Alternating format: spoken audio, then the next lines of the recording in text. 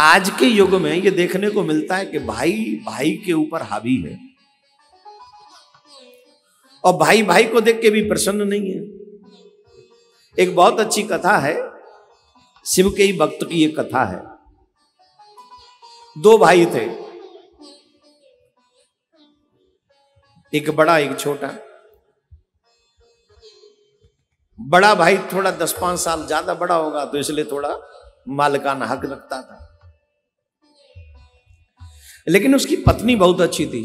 भगवान भोलेनाथ की बड़ी भक्त थी उसकी पत्नी, बड़े भाई की।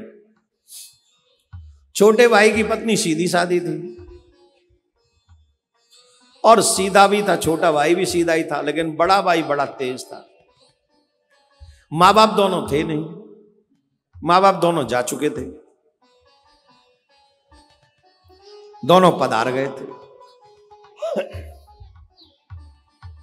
तो अब एक समय विवाह के बाद ऐसी कंडीशन आ जाती है कि हमें अपने पैरों पे खड़ा होने का समय दिखता है कि नहीं, अब अपने पैरों पे खड़ा होना चाहिए। तो जितना भी खेत क्यार था सब बड़े के ही अंडर था,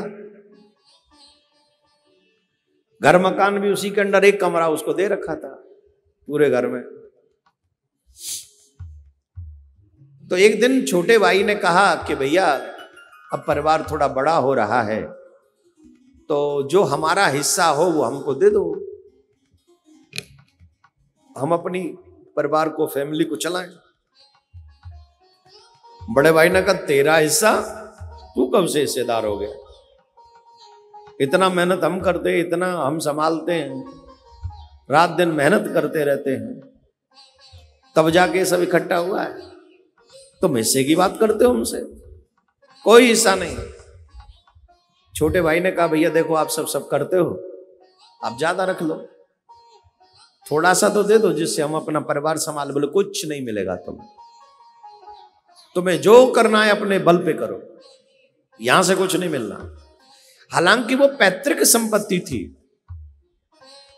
और पैतृक संपत्ति में सबका बराबर अधिकार होता है, लेकिन बड़े भाई की नीयत में खोट था इसलिए उसने मना कर दिया। अब वो छोटा भाई बेचारा जैसे तैसे कहां से अपना जीवन चलाए, पर फिर भी कभी किसी के खेत में काम करके आता, कभी किसी के खेत में काम करके आता। उसकी जो पत्नी थी वो बहुत अच्छी थी। घर में सत्संगी लोग जरूर होने चाहिए।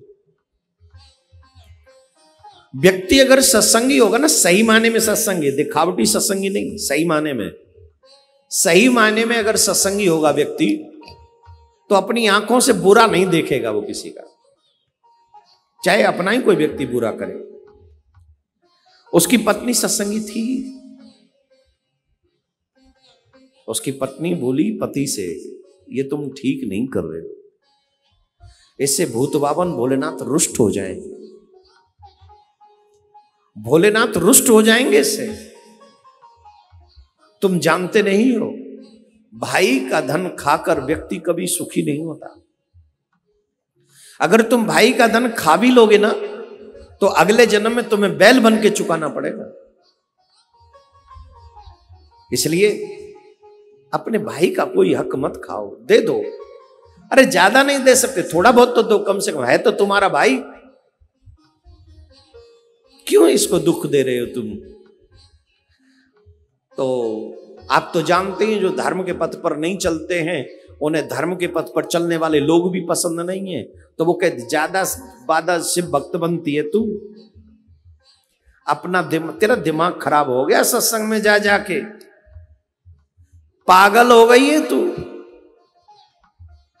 कितनी मेहनत से हमने ये खेत बनाया है, कितनी मेहनत से हमने ये सब इकट्ठा किया है, और तू कहती है भाई का खा के हम बैल बनेंगे अगले जन्म में। अरे ये जन्म तो ढंग से कट जाए, अगला जन्म किसने देखा है? हमको तो लगता है कि तुम सत्संग में जा जाके तुम्हारी बुद्धि सटिया गई है। अच्छा ये बात आपको भी सुनने को मिलती होंगी कभी कभी, है? जब आप कहो ए सुनते हो सावन का महीना चल रहा है, हमें भी वृंदावन जाना है, हम भी पार्थिव शिवलिंग बनाया है। आप पुरुष होके भी कहो तो घर वाले या परिवार वाले या रिश्तेदार या पड़ोसी अड़ोसी खड़ोसी, जिनसे खड़ोसी मतलब जिनसे कोई लेना देना ही नहीं है, न तीन में न तेरे में, जो आसे थे नहीं पासे उथे नहीं, कुछ नहीं। वो भी क्या तुम रोज रोज वृंदावन चल देती हो? क्या है वृंदावन में, क्या रखा है? वो क्या रखा है? वृंदावन में हमारा बाप रहता है, हम इसलिए जाते हैं। कौन रहता है वृंदावन में? कौन रहता है? हमारा बाप रहता है। अब कृष्ण जी तो हमारे बाप ही है। तुम्हें भी माता आप रोज बोलते हो, चपिता तुम्हें रोज बोलते हो। अच्छा, आप इस चक्कर में होगे कि मैं आपको कह दूं कि मैं आपका बाप हूं?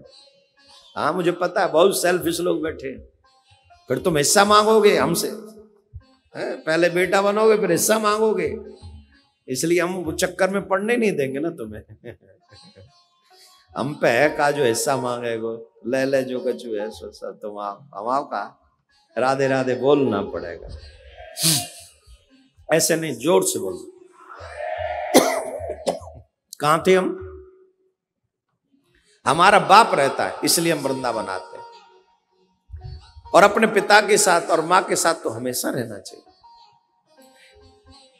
इसलिए जाते हैं। लेकिन उन अच्छा वो भक्ति नहीं करते इसलिए उनको आपके आने से तकलीफ है। जो सत्संगी होते उनका आनंद अलग है, जो सत्संगी नहीं होते उनका दुख, उनकी सुख और कुछ चीजें अलग हैं। तो उनकी पत्नी ने कहा कि ये ठीक नहीं कर रहे तुम अपने भाई के साथ, ये काम ठीक नहीं। और उसके पति ने डांट दिया, ज्यादा ज्ञानी मत बन, अपने काम से काम रख, तुझे मुझसे कोई लेना देना नहीं होना चाहिए। समझ रही है कि नहीं समझ रही? मत मानो तुम्हें भोगना पड़ेगा, ऐसा कहा उसने।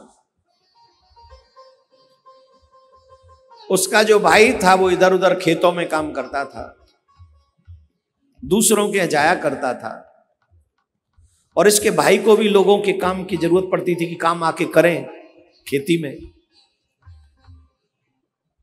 तो इसके भाई को भी दया आई कि छोटे को क्यों ना मैं अपने भाई के ही खेत में काम कर लूं, जो कुछ दे देंगे इधर उधर जाने से। भैया अगर आप कहो तो मैं आप ही के खेत में काम कर लिया करूं, उसी में से कुछ दे देना। इसको लगा ये तो बहुत अच्छी बात है, ये काम भी करेगा और पैसा भी कम दे देंगे इसे। हाँ तुम हमारे यहां काम किया करो और तुमको हम पैसा दे देंगे। तो वो अपने भाई के यहां काम करने लगा। और देखो भाई कितना अच्छा था छोटे वाला, वो कई घंटे काम करता था। वैसे झाड़ी का काम होता है 8 घंटे, वो 12 घंटे काम करता था। काहे को? मेरे भाई का ही तो है। लेकिन बड़ा भाई इतना निकम्मा, औरों को 100 रुपए देता था तो इसको 60 ही देता। और जो आते थे वो कहते थे एक दिन में 60 रुपए 100 रुपए लेंगे, ये अपने भाई को 60 ही देता। लेकिन छोटा भाई कहता कोई नहीं, जो शिव चाहे सो, ठीक, जो शिव चाहे सो।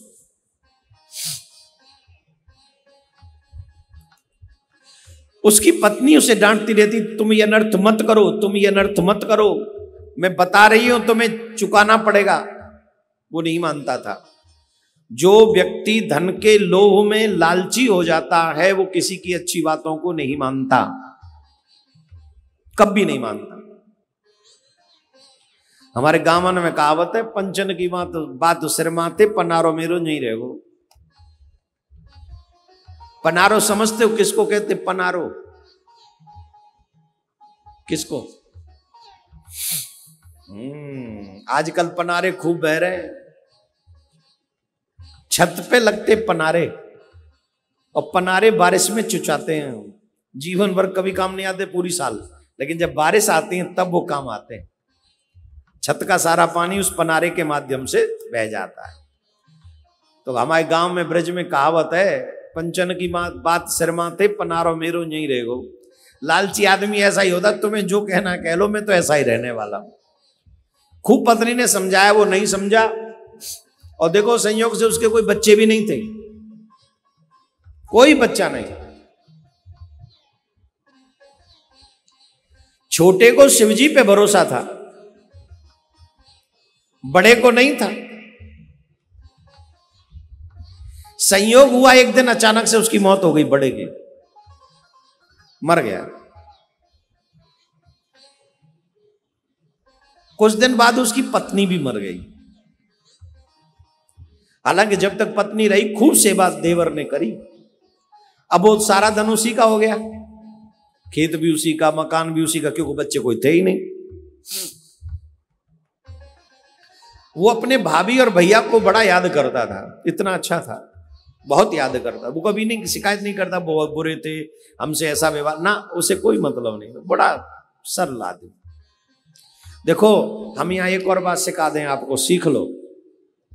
जो हमारे साथ कोई बुरा करे ना, तो तुम उसके साथ बुरा मत करो, तुम उसका बुरा भगवान पे छोड़ दो।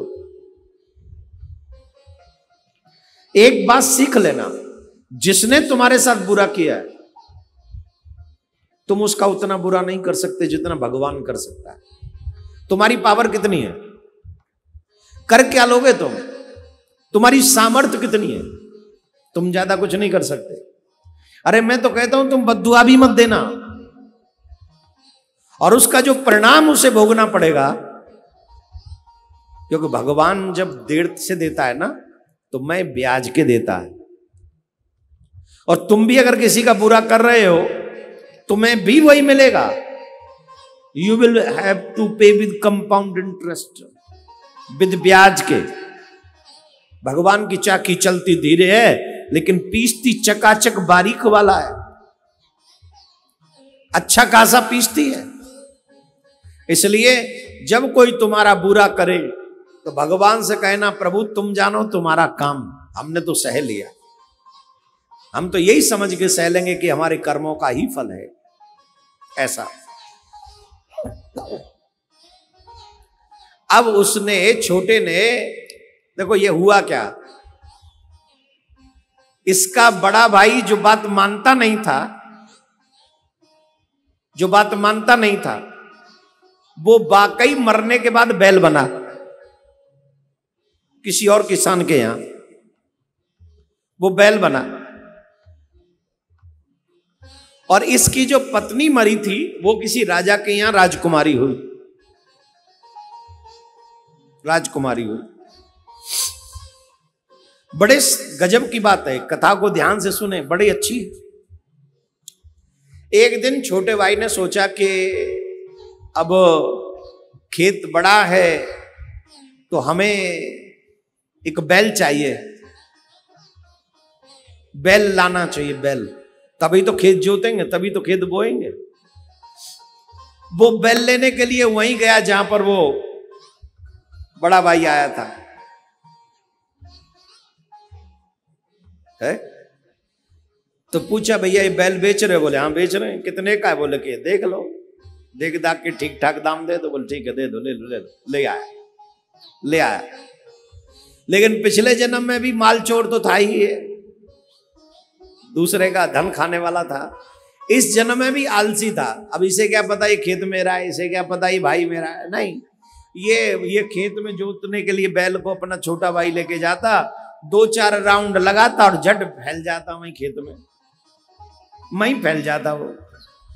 आलसी आदमी ऐसे ही होते, एक बार ऊपर से नीचे कोई आ जाए और झट पाम फैला के एसी चला के, क्या हुआ? बोले थक गए महाराज, अब नहीं। बच्चों से कहो जाओ, बेटा तुम खाना खा लो ढंग से, बच्चे खाना खाते खाते थक जाते हैं। अब नहीं। बड़ी विचित्र स्थिति है आलस्य की। याद रखें, जो मनुष्य जितना आलसी होगा उतना ही दुख पाएगा जीवन भर। अब ये पिछले जन्म में भी ऐसा ही था, इस जन्म में भी ऐसा ही। 4-5 राउंड लगाता है और फिर फैल जाता है। अच्छा, कभी कभी इसमें डंडे भी पड़ते हैं, डराते हैं ना घर में चलने वाले को, मार पड़ती है इसमें, मार भी पड़ती, फिर भी नहीं चलता, आलसी है। मार खा लूंगा, चलूंगा नहीं, खेत नहीं जोतूंगा, बहुत आलसी। पत्नी ने कहा कि कैसा बैल ले आए हो, चलता नहीं, खाता खूब है, काम नहीं करता है। बोले हाँ, आजकल ऐसे ही लोग रह गए, खाते खूब है, काम नहीं करते। और आजकल तो और भी नई जनरेशन तो बड़ी अच्छी है, ना खाती है ना काम करती है, खाना भी नहीं खाया जाता उनसे। नई जनरेशन और भी अच्छी है। और आजकल तो बैल का काम ही नहीं रहा। अब देखो वो ऐसा ही था, लेकिन वो उसी से काम चला रहा था। एक दिन बड़ा विचित्र संयोग बना मेरे प्यारे, बहुत गजब का संयोग। उस राजकुमारी का विवाह हुआ और वो विदा होके राजकुमार के साथ जा रही थी। जब वो विदा होके जा रही थी तो उस राजकुमारी की नजर पड़ी उस बैल पे जो पसरा पड़ा है, फैला पड़ा है खेत में। उसे याद आ गया कि ये तो मेरे ही खेत थे पिछले जन्म में, और ये जो बैल है ये तो मेरा पति है। याद आया कि ये तो मेरा छोटा देवर है। अच्छा, जो भजनानंदी लोग होते हैं ना, जिन्हों के सुकृत अच्छे होते हैं, उन्हें कई बार कई जन्मों के पुण्य याद होते हैं। आप भागवत में जाएंगे तो भागवत में आपको मिलेगा कि वो भरत जी महाराज को 3 जन्मों को याद थे ना, उन्हें याद था, पिछले जन्म याद थे। तो जो अच्छे लोग होते हैं, भगवान के भक्त होते हैं, कई बार कर्म अनुसार उनका जन्म होता है, लेकिन उनके ऊपर कृपा भी भगवान की होती है कि उन्हें अपने जन्म याद होते हैं, कहां कौन सी गलती हुई ये पता होता है। गए, पालकी वहां पे जा रही थी, देखा वो बैल लेटा पड़ा है आलस में, उसका भाई सामने बैठा है पेड़ के नीचे। कहार पालकी लेके जा रहे थे, कहार पालकी लेके जब जा रहे थे तो रानी राजकुमारी ने कहा कि रोको, पालकी रोको, थोड़ी देर उतारो यहां पालकी। राजकुमार बोले क्या हुआ, रुको ना, हमको इस बैल से काम है, हमको इस बैल से काम है। तुम क्या जानो इस बैल को? बोले हमें काम है, अभी गए और आए। राजकुमारी उस बैल के पास में गई और बैल के वो पसरा पड़ा था, फैला पड़ा है महाराज इधर उधर खा पी के। तो राजकुमारी ने उसके कान में जाके कहा कुछ। क्या? बोले पिछले जन्म में भी तुम्हारी नीयत खराब थी और इस जन्म में भी तुम्हारी नीयत खराब है। पिछले जन्म का किया हुआ तुम भोग रहे हो कि इस जन्म में बैल बने, और इस जन्म में भी तुम अपने भाई का खा रहे हो। अगर तुमने इस जन्म में काम ढंग से नहीं किया तो अगले जन्म में फिर कुछ ना कुछ ऐसा ही तुमको बनना पड़ेगा। अरे समझदार वो होता है जो अपनी गलती करके कुछ सबक लेता है। तुम गलती पे गलती कर रहे हो, तुम मुझे पहचान नहीं रहे हो, मैं पिछले जन्म में तुम्हारी पत्नी थी, मैंने तुम्हें पिछले जन्म में समझाया था कि तुम ये अपराध मत करो, तुम ये त्रुटि मत करो, अपने भाई का हक मत खाओ, नहीं तो तुम्हें बैल बनना पड़ेगा। और आज तुम बैल बने कि नहीं? तुम बैल बने कि नहीं? और अभी भी खाए जा रहे हो और पसरे जा रहे हो, काम नहीं कर रहे हो। अगले जन्म में फिर कुछ बनोगे ऐसे ही। हो सकता है अगले जन्म में तुम्हें कुत्ता बनना पड़े, एक एक टूक के पीछे तुम्हें डंडे खाने पड़े। इसलिए अभी भी समय है, सुधर जाओ, संभल जाओ, और जितने प्यार से ये रख रहा है उसका काम करो ईमानदारी से। शायद भगवान तुम पर कृपा करे, महादेव तुम पर कृपा करे। महाराज बैल को ये बात झटाक से समझ में आ गई और वो खड़ा हो गया और काम करने लगा। वो जो भाई था वो सोच रहा था ये स्त्री कौन है, इसने मेरे बैल के कान में क्या कह दिया, ये खड़ी के मेरा बैल खड़ा कैसे हो गया। वो दौड़ के भाग के गया। जी सुनिए, कहिए आप कौन हैं? तुम नहीं जानते मुझे। वो जी मैं जानना भी नहीं चाहता, पर ये बताइए कि इसके कान में क्या कह दिया। है तो हमारा बैल नंबर 1 आलसी है, पसरा ही रहता है, खाता भी ठीक ठाक ही है, डंडे भी खा के नहीं चलता। आज आपने इसके कान में क्या कह दिया? तुरंत फौरन खड़ा हो गया।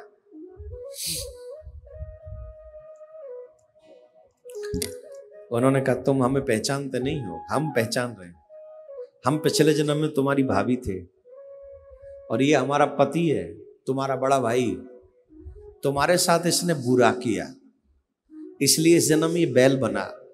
मुझे पिछला जन्म याद रहा, मैंने इसे पहचान लिया। अपने देवर से कह के गई, मैं तो जा रही हूं, पर एक बात कहूं, थोड़ा ध्यान रखना इनका। देवियां बड़ी अच्छी होती हैं, अपने पति के बारे में शुभ सोचती है, भला सोचती है।